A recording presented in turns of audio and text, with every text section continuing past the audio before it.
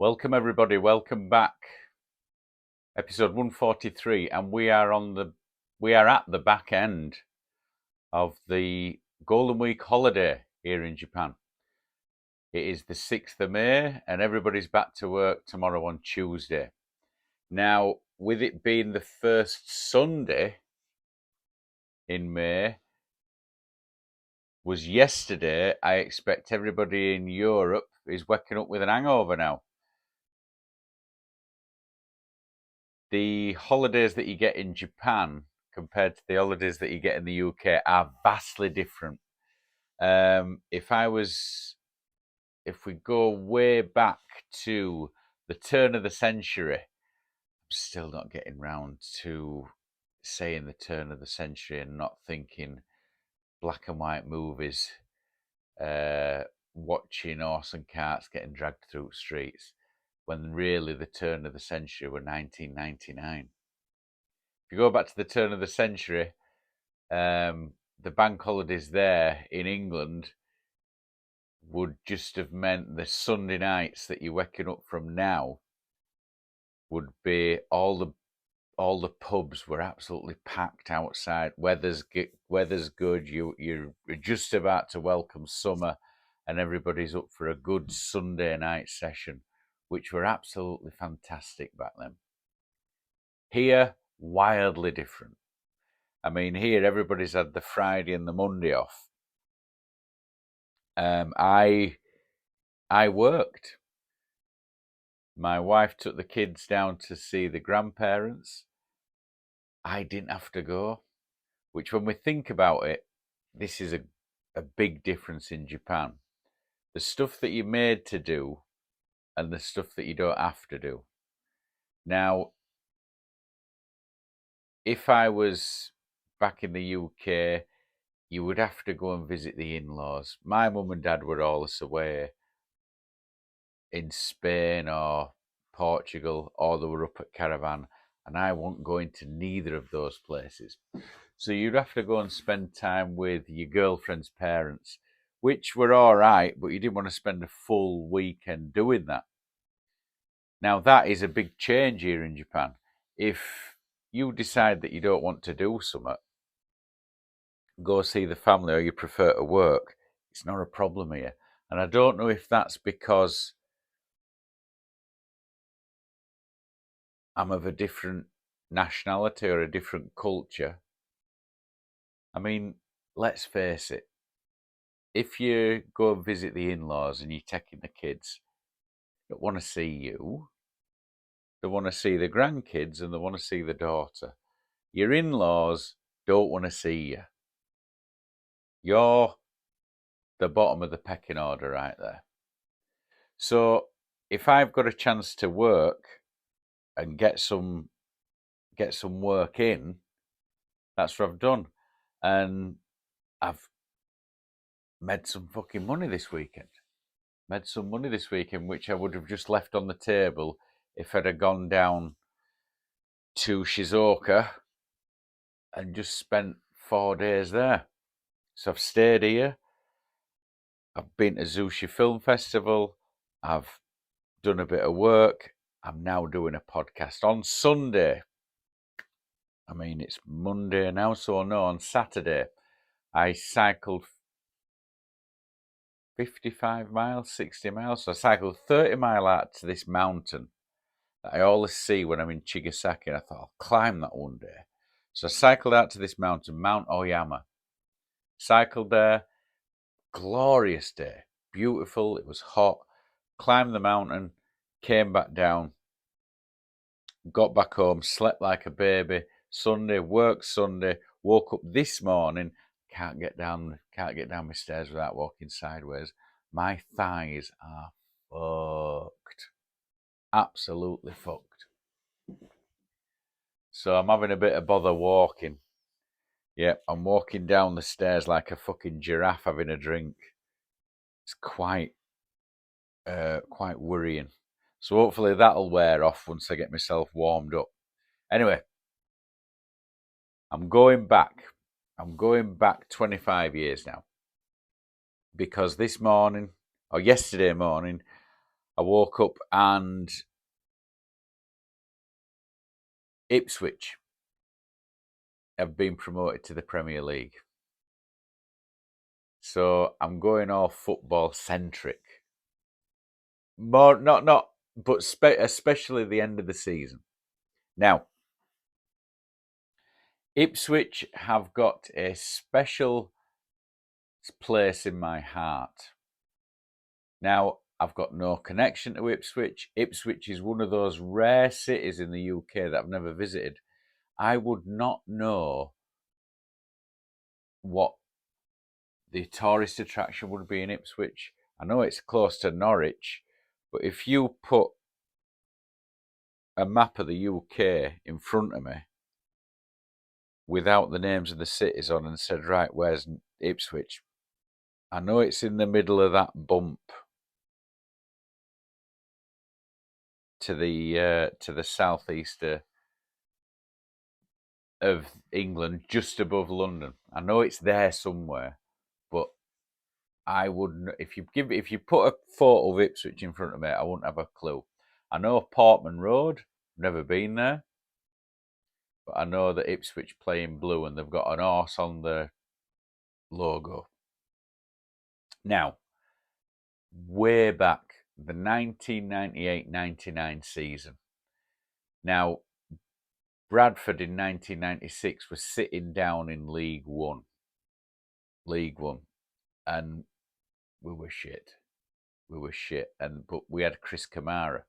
Chris Kamara had come in and taken over, and he had just got us under that wire of the playoffs. We'd just got in on the last day of the season, and we'd just sneaked under by 1 point. So we would have been in 6th position.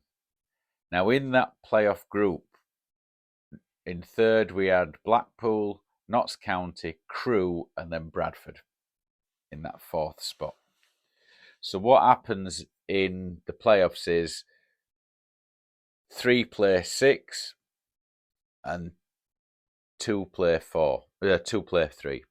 So it were Blackpool and Bradford in the first game of these playoffs.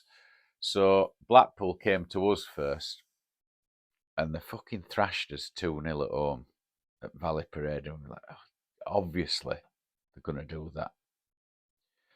So you think, oh, well, we ain't got a chance. So we go to theirs. We go to Bloomfield Road, and we beat them 3-0. 3-0. Notts County had beaten Crewe. Notts County, the oldest football team in the league, 1863. So it were down to Wembley. So off we go down to Wembley, and we beat them 2-0, and we're in Championship. We are in the 96-97 season. Now, I were at Wembley watching that Bradford City game, and I were thinking, there's only 2 more games going to get played here, and then it's Euros. It was that fucking great summer. You know, What's the Story? Morning Glory had come out. We were right in the middle of Britpop. Bradford had been promoted to the Championship, and Euros were coming the next month. Just a fucking great summer. A great summer was about to be upon us, and the fact that Bradford had won the playoffs and been promoted to the Championship were just a precursor to how good the summer were going to be. Anyway, I'm not talking about that summer. I'm talking about the summer 3 years later, 1999, the summer of 99. Now, a lot of things had happened in those 3 years. A lot of things had happened in those 3 years. A good 3 years, but 98, you could tell it were on the wane. So 1998, Bradford were kicking about, and you're thinking, oh, it's going to be another season. We'd just missed out on playoffs the season before, and we'd finished 7th. Anyway, gets into the season, first couple of games weren't too impressive, and then we just kicked on. for the entire season. Now, Sunderland had run away with it. Sunderland ended up, they went up as champions. I think they were 106 points. 106 points. So they were away. So what it were us and Ipswich. And it were a 2 and 3 and 2, and we were up and down. It were just us two. And for those last 2 months of the season, I had no fucking fingernails. No fingernails left at all that season. Now, when you have never seen your team in the Premier League, it's a weird one. It's a weird one because you're so close to it, and Bradford always fuck it up. Somewhere, somehow, they always find a way of ballsing it up. And we get to the last game of season, and we're on the last game of the season. Ipswich were 1 point behind us. So Bradford had to win. We had to win, and we were away at Wolves. Bradford were away at Wolves, and Ipswich were playing somebody else. So Ipswich had to win, and Bradford had to balls it up. And the thing with me was the 2 games that I'd been to that season, Bradford had lost. They'd fucking lost. So I wanted to go down to Wolves, but my friends, being as they are, said, nah, you're not doing that. So I wasn't allowed to go. So I ended up in this, we were in this pub, and it were an old theatre in Bradford. And they'd got a big screen, it was like a cinema screen, and we watched the game there. And Bradford ended up winning, I think it was 2-0. But Wolves at 1-0, Wolves came so close to scoring, and it came off at upright, and I'm like, what the fuck? What the fuck? It panned to crowd, and one of my mates is in crowd, just biting all his nails. And then full whistle blew, Bradford were in the Premier League. And that was a Sunday night. And I did not get over my hangover until about Wednesday afternoon. It was that much of a party. And Ipswich drew anyway. So Ipswich missed out. Ipswich took the eye off the ball and drew, and I forget who they were playing. But we were up. That was the summer of 1999. Now, to put all this in context, Bradford were winning this championship. Manchester City were in League One, and they'd just missed out on automatic promotion, and they were in playoffs. And it was a playoff final, and they played Gillingham, and they only beat Gillingham by, I don't know if it were a penalty shootout or they got a penalty, but they went up, and they didn't go up convincingly to the championship. Now, with Manchester City, we almost missed them. We got promoted in '96 to the playoffs. They went down to League One. They spent a couple of seasons in League One. They got promoted as we went up to the Premier League. We had 2 seasons in the Premier League. Man City had 2 seasons in the Championship, and so we almost missed them. We almost missed playing Man City, and I think the last time we'd played them were in '95 or '94, just before they got relegated. Yeah, that were a right fall from grace. Look at them now. Could have been us banging about in League Two. Yeah. So going back to that, I realised yesterday that Ipswich have been carrying this real fucking hatred for West Yorkshire after that season because they missed out on the Premier League. Although the following season they got promoted, they came up and they ended up in 5th. They got 5th place that season after being promoted, and we went down. So they kind of got their own back. But we'd had our 2 seasons in Premier League. Now, when your team has not been in the top flight for 77 years and they're in the top flight, the feeling I got when Bradford were in the Premier League was it wasn't a novelty.